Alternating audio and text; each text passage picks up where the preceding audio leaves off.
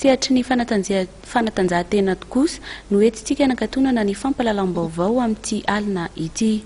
Anomboka rapitso ary farana ny fady 17 volana meo avy izao eny Ankatso ny fiadiana ny tompon-dakan'ny Afrika Austral Sokajy U12 taranja tenisy.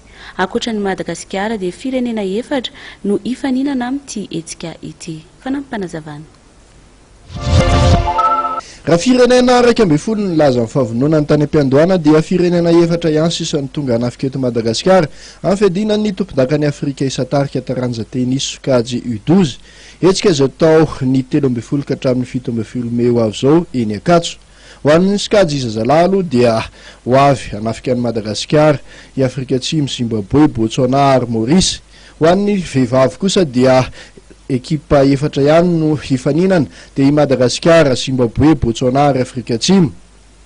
Marihana fa ny ekipa roa voalohany isa-tsokazo no isolitenan'ny faritra Austral amin'ny fifaninanana kontinentaly goavana. Raha ny ekipa pirenena malagasy manokana dia nanambara ny tale teknika nasionaly Dina Razafamatratra fa vonona tanteraka ny ankizy amin'ny lafiny rehetra. Saivina fa tamin'ny herin'ny talata no nanomboka ny fampivondronana ny ekipa malagasy tetsy amin'ny kianja Aksa Ambodasy teny Ankatso. Tafiditra indrindra amin'ny politikan'ny federasiona amin'ny fampivelarana ny tenisy any an-tsekoly dia isa ankizy 300 avy amin'ny EPP hoentina hijery ny fifaninanana eny Ankatso. Ny alakamisy atoandro teo moa nampahafantariny tompon'andraikitra ao amin'ny federasiona ny makasika izany vaovao izay. Ankoatr'izay dia nampiseho tamin'ity fotoana ity ihany koa ny baolina manokana ilalaovana amin'ny fifaninanana ho an'ny Sokajy latsaka ny 12 taona io.